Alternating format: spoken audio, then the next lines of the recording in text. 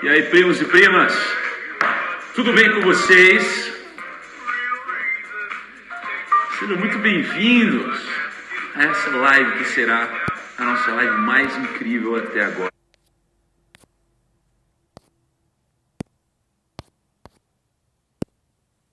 Juarez, famoso Juarez, Buy and Hold, Raul Bezerra, Joel Zones. Muito bom dia, gente.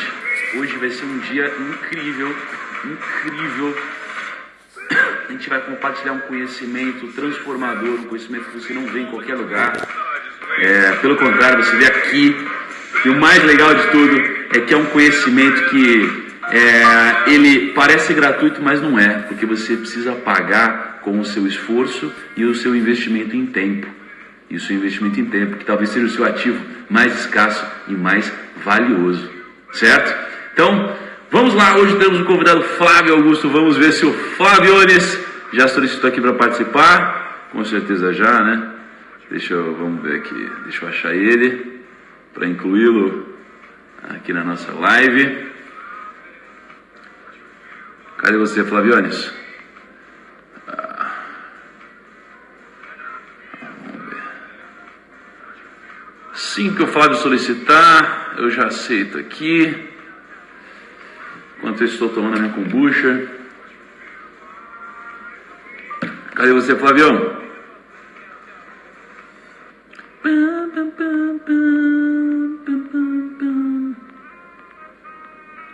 Vamos ver. Cadê você, cara? Deixa eu ver aqui. Geração. Ué. Cadê você, Flavião? Bom, enquanto isso, vamos ver aqui, ó, o Bruno Nardon. E aí, galera, olha o Adib. Hoje vai ser top, hein, Adib? Dicas aí, vamos ver o que fazer com essa grana, não é não? Dormindo nada, o Flávio, pô, lá, pra vocês terem noção, é 1 hora mais cedo. E eu já falei com o Flávio hoje mais cedo, ele já estava na ativa. Vamos ver. É que ele quer matar a gente do coração, quer dar uma emoção aqui, né? O Flávio é assim, meu. Cadê você, cara? Não sei onde está o Flávio.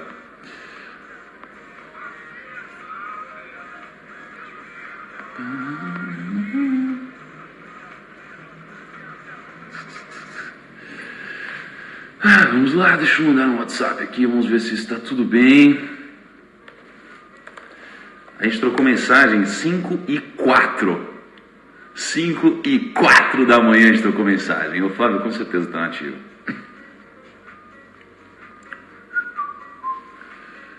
Vamos ver. Aí, agora sim.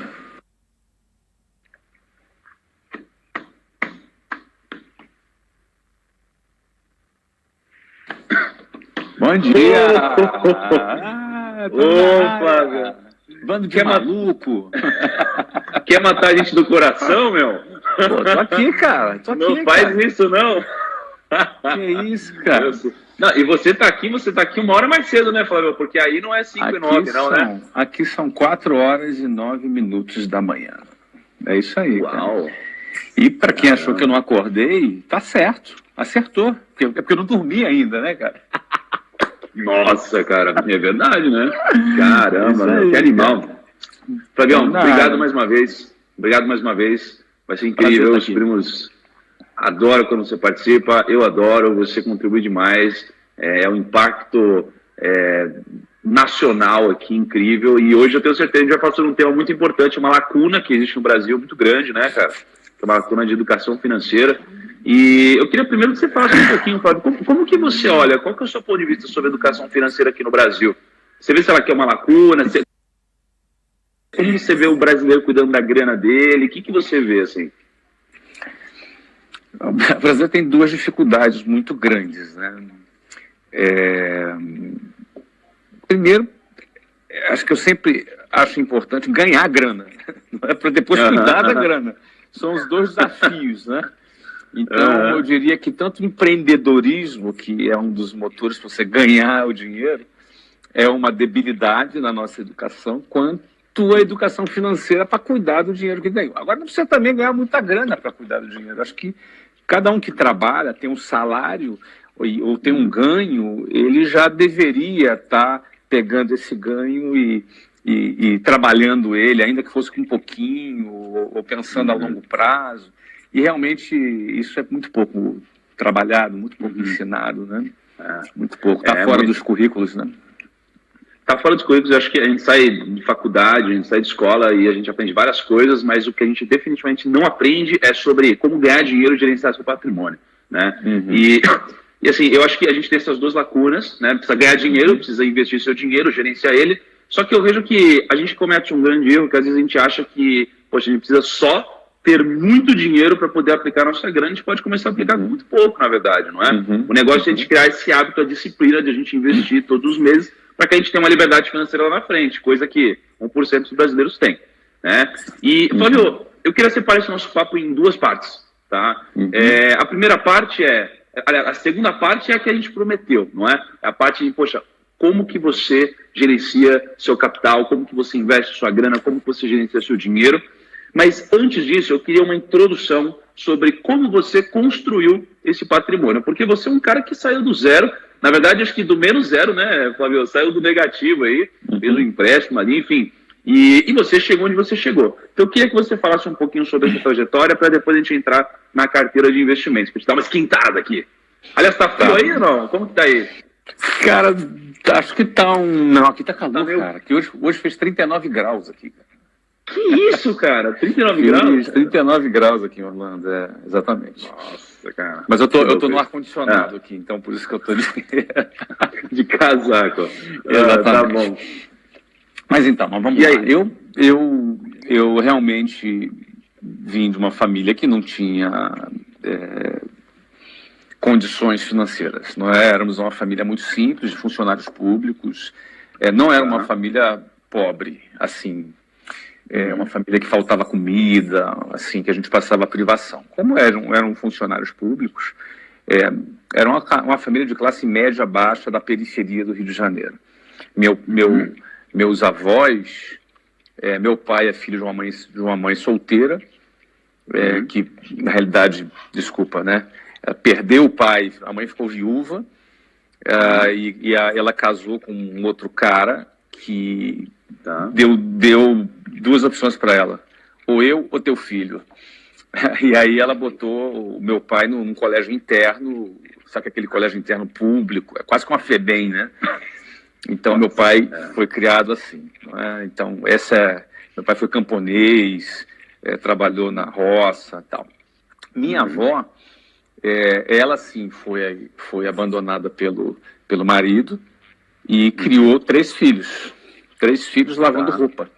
Era lavadeira, sabe aquelas mulheres que andavam na rua carregando uma bacia de roupa na cabeça? Na cabeça? Isso, exatamente. Essa foi minha avó. Não é? E assim, ele sim, né? Minha avó assim, dividiu o ovo com 3 filhos, tinha dificuldade às vezes de ter uma alimentação. Não é? Agora o que acontece? Tanto meu pai foi para o exército, e minha mãe conseguiu, com tanto esforço da minha avó, se formar. Não é? E aí ela se formou professora, ela era professora. Né? Antigamente tinha um normal, o cara no ensino médio se formava professor, uma parada assim. Né? E aí, ou seja, minha mãe conseguiu passar num concurso público para ser professora do Estado. E meu pai, soldado, recruta do Exército, começando ali a seguir carreira. Então, assim, meu pai e minha mãe casam muito cedo, minha mãe casa com 17 anos, e aos 18 anos eu nasci. Ela tinha 18 anos quando eu nasci. Minha mãe é bem nova, né? Tem 18 anos a mais que eu. Então, o que acontece? Eles não tinham patrimônio, não herdaram nada, não tinham nada, então eles eram pessoas assim... mas, olha que interessante, Thiago, a pobreza e a riqueza é diferente de prosperidade. Então, eu vejo meus pais, eles sempre foram pessoas que fizeram trabalhos sociais. Então, eu nasci num contexto onde eu acompanhava os meus pais fazendo trabalhos sociais. Eles faziam trabalhos sociais na igreja e eu acompanhava eles. Então, no fundo, eu era um garoto de classe média abaixo da periferia do Rio, mas que eu acompanhava os meus pais em projetos sociais visitando famílias muito pobres, que passavam fome, entendeu? Famílias com crianças que eu dava as minhas roupas velhas para essas crianças vestirem. Então, eu era visto como filho de pai rico. Então, eu me sentia rico, entendeu? Então, porque eu lidava com gente muito pobre. Então, os meus colegas com quem eu brincava quando eu era menor eram gente muito pobre. Eu fazia amizade com essas crianças e brincava com eles. Então, eu vivi muito em comunidade, em favela, em lugares muito simples, por conta desse trabalho social que os meus pais faziam. Então, eu aprendi a trafegar muito, a conhecer a realidade muito drástica da favela e a minha realidade que era de um cara rico. Que era um cara... Relativamente, né? Relativamente, eu me sentia rico. Não é? Então, esse é o meu contexto, né? Então, quando eu começo a trabalhar ali, quando eu tenho 19 anos, eu não tenho nada. Flávio, nesse contexto aí ainda, cara... Fica à vontade. Como que era nesse contexto, poxa, sua mãe, seu pai, origem humilde, como que era o contexto da educação financeira no seu caso, por exemplo, que acho que deve ser o contexto da educação financeira na maioria das famílias do Brasil, né, cara? Você tinha isso em casa, assim, ou não? Nem se falava na sua Não tinha, cara. Nunca tive. Eu sempre estudei em escola pública, tive uma educação péssima, muito ruim, e por causa da escola pública. Agora, eu tive uma coisa muito boa, uma família que os meus pais era muito estruturado, assim, entendeu? Então eu vivi numa família que eu me considerava estruturado, fui muito amado pelo meu pai, pela minha mãe, sabe? Eu era uma pessoa segura da família que eu vivia. Isso era muito positivo. Agora, financeira não, porque lá em casa não tinha... Era tudo muito apertado, né? Minha mãe sempre apertada, meu pai sempre apertado. E eles ficaram mais apertados ainda quando... E aí eu dei o meu primeiro salto, porque eu sempre tive vontade, isso é uma coisa minha, eu queria dar certo. Sim. E aí essa história de querer dar certo aí é muito interessante. Por que eu queria dar certo? Porque eu queria ser importante, eu queria ganhar bem, né? Ou seja, liberdade. Ter liberdade, e eu queria dar certo. Agora, o que era dar certo? O dar certo para o jovem, principalmente da periferia, de qualquer lugar, ele tem referências diferentes, sabe? Aí é uma questão de referência. Para mim, dar certo, naquele momento, era eu ser militar. Meu primeiro sonho foi ser militar. Não é? Por quê? Meu pai era militar. Então eu queria ser militar de que maneira? Eu fiquei sabendo que você podia fazer uma prova e você entrar como oficial das Forças Armadas. Lá na década de 80, estou falando aqui em 1985, a maioria de vocês que estão me assistindo não tinham nascido. 1985. Em 1985 a gente estava ali naquele período de regime militar, então os militares eram muito prestigiados, né? Falei, cara, eu quero ser oficial da Marinha, oficial do Exército, oficial da aviadora. Eu comecei a desejar esse tipo de coisa. Comentei isso com a minha mãe. Cara, aí é uma coisa interessante. Aí a gente vê que a educação, ela consegue fazer a pessoa dar um salto. Minha mãe deu um salto pela educação, porque ela conseguiu ser professora. No meu caso, a minha mãe pagou o salário dela inteiro. Aí é investimento em educação.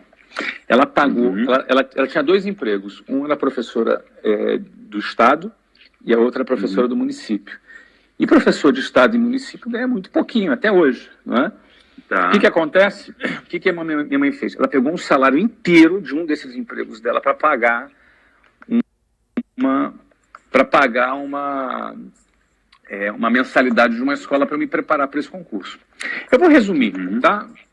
Cara, eu fiquei 3 anos, no primeiro ano eu não passei, no segundo ano eu não passei, no terceiro ano eu passei. Para resumir, muita gente já conhece essa história, mas o que eu queria dizer é que, quando eu passei, a minha mãe, ela investiu o salário dela inteiro. Óbvio, depois não deu certo, eu não fui militar, fui convidado a me retirar lá da escola, não era muito... Ainda bem, né? Ainda bem, né? Ainda bem que eles me fizeram esse favor, porque eu mesmo não tinha ali, era muito novo para tomar essa decisão, não é? Enfim, mas o que eu quero dizer é o seguinte: eu saí de lá, aí eu saí, comecei a vender, aí minha história começa do jeito, no momento que vocês inclusive, conheceram, né? Eu acho que tem um ponto legal nesse ponto da história, que muita gente às vezes toma um não, é negado, sofre alguma coisa, e a gente percebe só depois que às vezes isso daqui foi melhor para sua trajetória, né? Às vezes a gente está se martirizando, mas, cara, às vezes isso daqui vem pro bem, não, né? A minha vida virou um caos, porque meu pai ficou decepcionadíssimo comigo, né? Muito, e com toda razão. Ele falava, quem é expulso não... Eu falava assim, não, pai, eu não dava para aquilo, eu queria saber, quem não quer não é expulso. Enfim, Legal. E por aí vai. Mas aí o que acontece?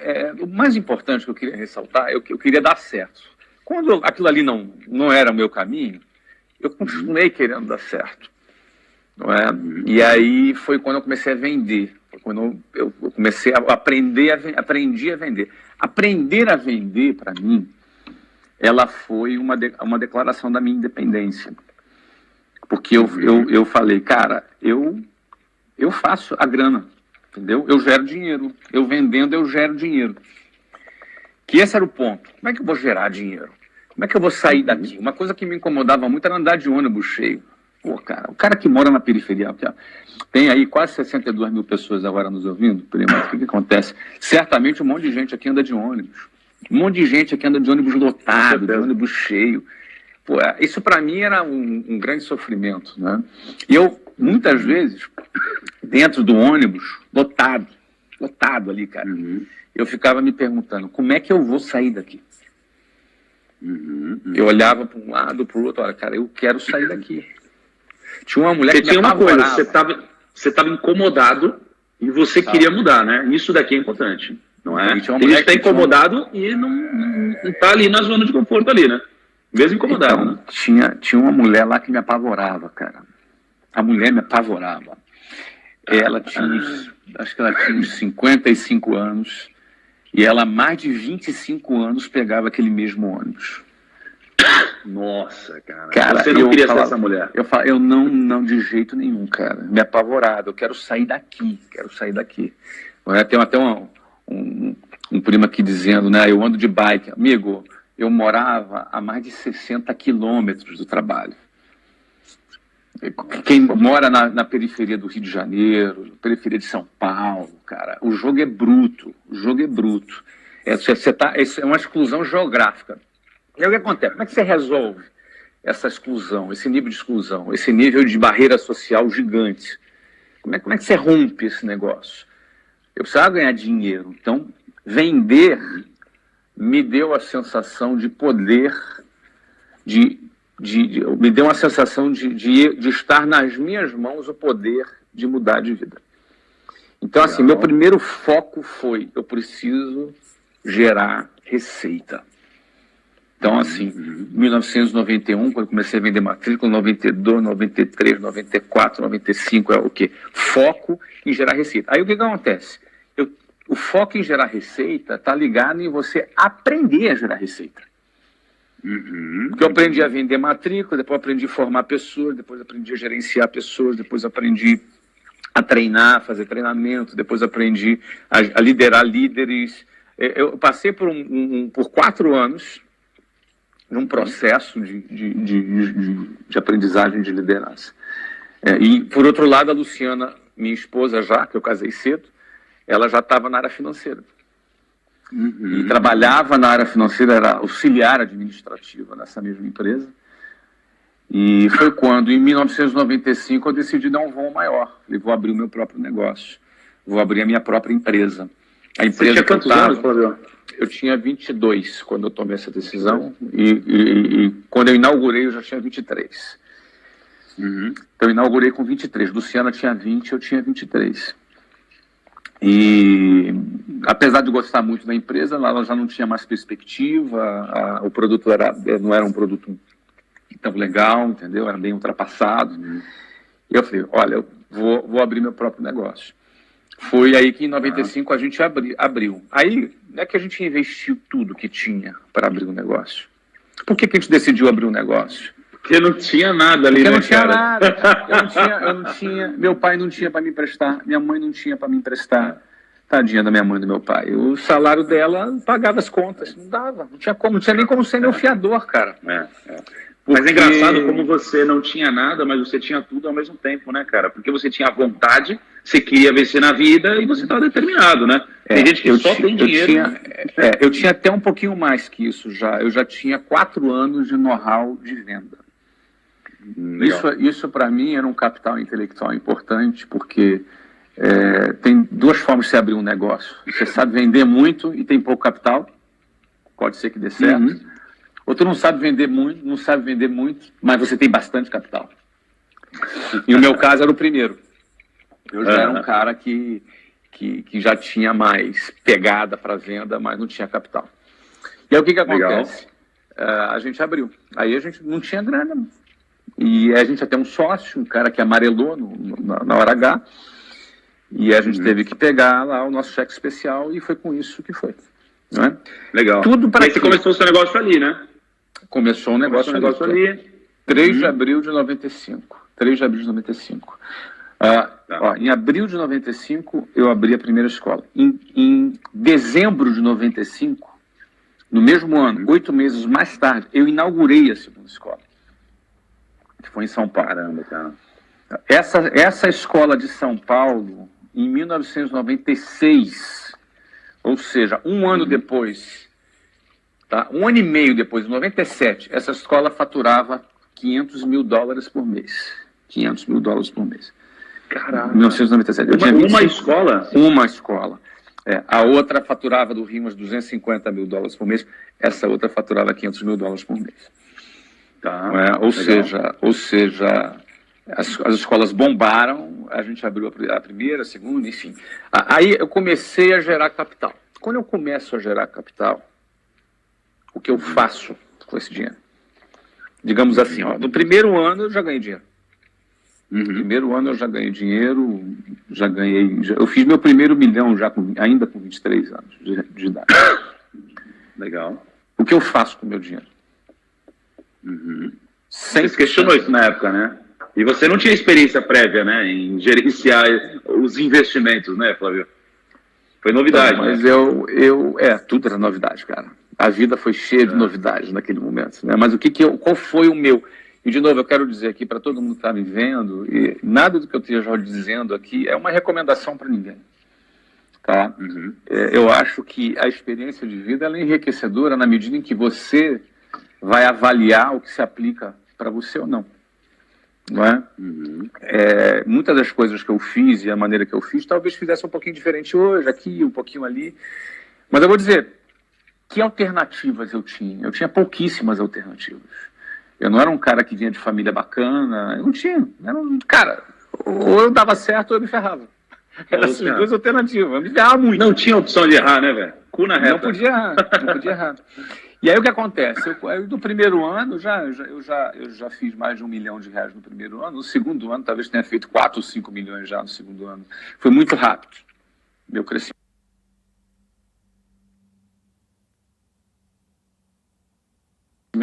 Foi meteórico, muito rápido.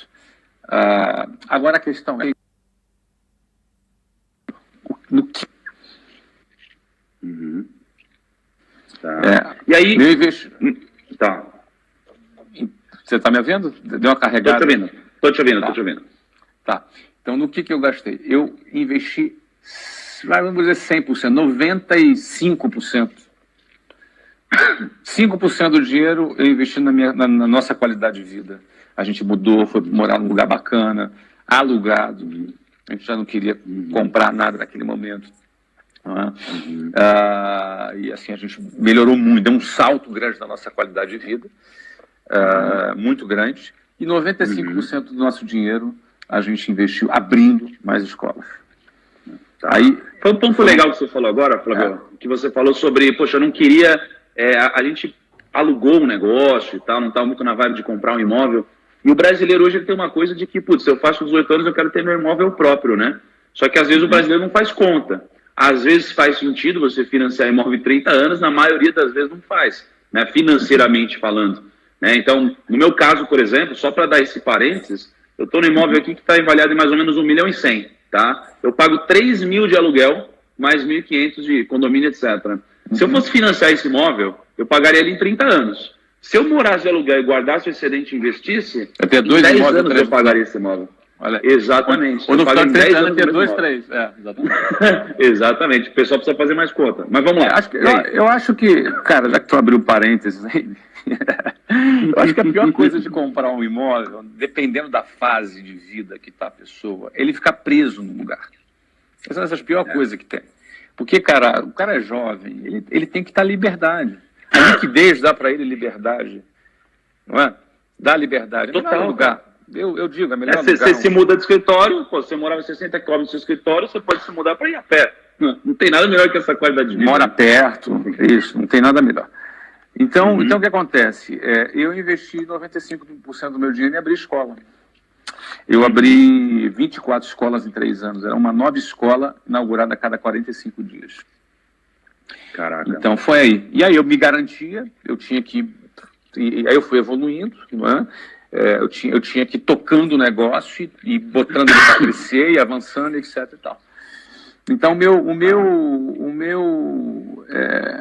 meu track record, eu diria, nesse período foi empreendendo e fazendo o negócio crescer, E detalhe, eu não tinha visão de equity ainda.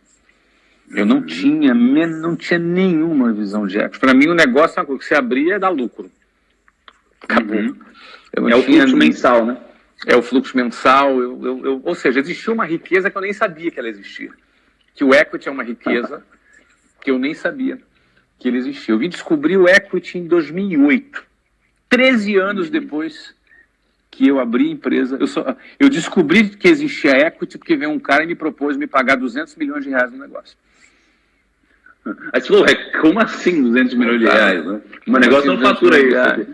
E aí eu fiquei muito intrigado. Pô, mas como é que o cara vai te pagar 200 milhões de reais? Eu fiquei assim, né? Muito intrigado. E eu não aceitei a proposta dele. Eu neguei uma proposta de 200 milhões de reais. Mas fiquei muito encucado com essa história do equity. Foi quando eu comecei a pesquisar, comecei a estudar sobre isso. Não é? Ou seja, eu tive que ir aprendendo ao longo do caminho, aprendendo, não é?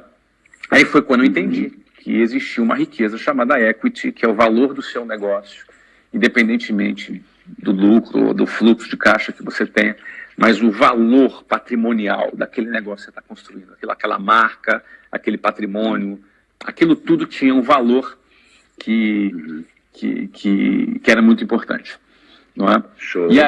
E aí, enfim, você quer interromper e já puxar Então, na verdade, aí eu queria perguntar o seguinte, poxa, aí você teve toda essa trajetória, você teve essa infância, pouca educação financeira, mas muito carinho, muito amor, apoio da família, você começou a vender, começou a ganhar dinheiro, começou a gerar um fluxo mensal, abriu sua primeira escola, depois abriu outra escola, começou a ter muito resultado, começou a ter um número grande de escolas, aí uma coisa assim dando na sua cabeça, te ofereceram 200 milhões, falou, putz, tem um negócio chamado equity.